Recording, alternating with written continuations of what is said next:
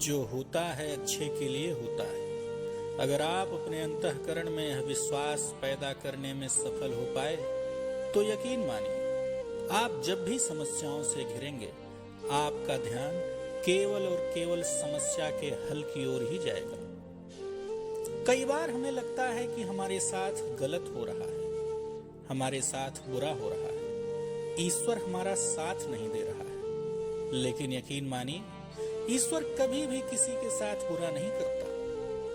एक बार एक भोले भाले भक्त ने भगवान से कहा, हे प्रभु, आप मंदिर में दिन रात एक मूर्ति के रूप में खड़े रहते हैं, खड़े खड़े आपके पांव में दर्द होता होगा। आज मैं आपकी मूर्ति बनकर खड़ा हो जाता हूँ, आज मेरा रूप धारण करके आप बाहर घूम आइए। भक्त बहुत सरल था, बहुत भोला था।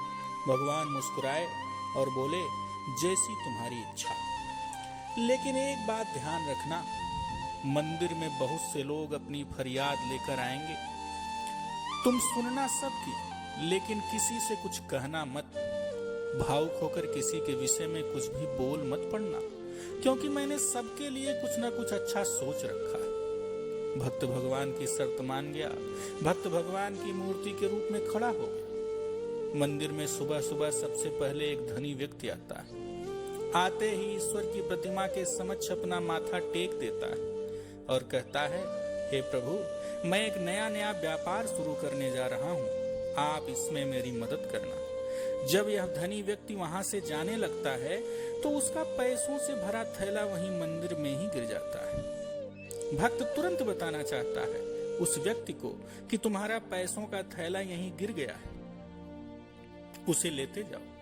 लेकिन भगवान की उसे वह शर्त याद आ जाती है जिसमें उन्होंने किसी से कुछ भी कहने के लिए मना किया था। उसके जाने के बाद मंदिर में एक अत्यंत दीनहीन गरीब व्यक्ति दर्शन के लिए आता है और भगवान की प्रतिमा के समक्ष अपना दुख दारिद्र दूर करने की प्रार्थना करता है। जैसे ही वह व्यक्ति वहां से जाने के लिए मुड़ता है, उसे वह पैसों का थैला वहीं गिरा हुआ मिल जाता है।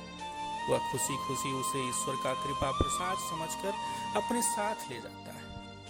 उन दोनों के जाने के बाद तीसरे दर्शनार्थी के रूप में एक पर्यटक मंदिर में आता है, जो एक सप्ताह की यात्रा के लिए कहीं बाहर जाना चाहता है और अपनी यात्रा को सफल बनाने के लिए भगवान से प्रार्थना करता है।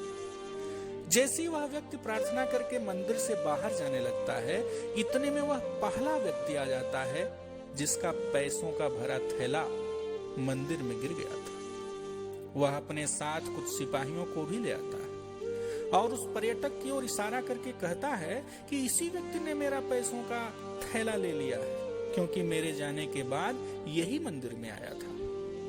यह सब भगवान की प्रतिमा के रूप में खड़ा वह भक्त देख रहा था। उसे लगा कि उस व्यक्ति के साथ सब कुछ गलत हो रहा है। उसे एक ऐसे अपराध के लिए गिरफ्तार किया जा रहा है जो कि उसने किया ही नहीं है। भक्त भावना में आकर भगवान की शर्त भूल गया और बोल पड़ा, नहीं नहीं, यह निर्दोष है, पैसों का थैला इसने नहीं लिया है।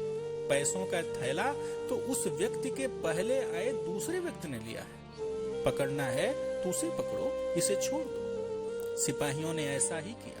एक निर्दोष गिरफ्तार होने से बच गया और एक व्यक्ति जिसका पैसा खो गया था, उसका खोया हुआ पैसा मिल गया। शाम को जब भगवान मंदिर में आए तो भक्त खुशी खुशी सारा किस्सा सुनाता है। भगवान मन फिर से मुस्कुराए, बोले, तुमको मैंने कुछ भी बोलने से मना किया था, तुमने बोलकर उन तीनों के साथ बुरा कर दिया। भक्त आश्चर्य के साथ भगवान की तरफ देखता है। भगवान उसे बताते हैं कि वह पहला व्यक्ति जिसका पैसों से भरा थैला गिर गया था, उसका गलत मार्ग से कमाया हुआ धन था, जो एक गरीब व्यक्ति को मिला, जिससे उसके भूख से मर रहे बच्चों को भोजन मिलता। ऐसा होने से उस धनी व्यक्ति का पाप कुछ कम होता और उस गरीब को मदद मिलती। और वह पर्यटक जो एक सप्ताह के लिए बाहर यात्रा के लिए जाने वाला था, वह जिस जहाज से बाहर जाता वह दुर्घटनाग्रस्त हो जाने वाला था, जिससे उसकी जान चली जाती। यदि वह जेल चला जाता तो उसकी जान बच जाती। उसकी पत्नी और बच्चे अनाथ होने से बच जाते, लेकिन तुमने सब गड़बड़ कर दी। दोस्तों, कभी कभी हम अपने जीवन में घटित होने वाली घटनाओं से इतने हताश और उदास हो जाते हैं कि हमें लगने लगता है कि ईश्वर हमारे साथ बहुत गलत कर रहा है, लेकिन ऐसा होता नहीं है।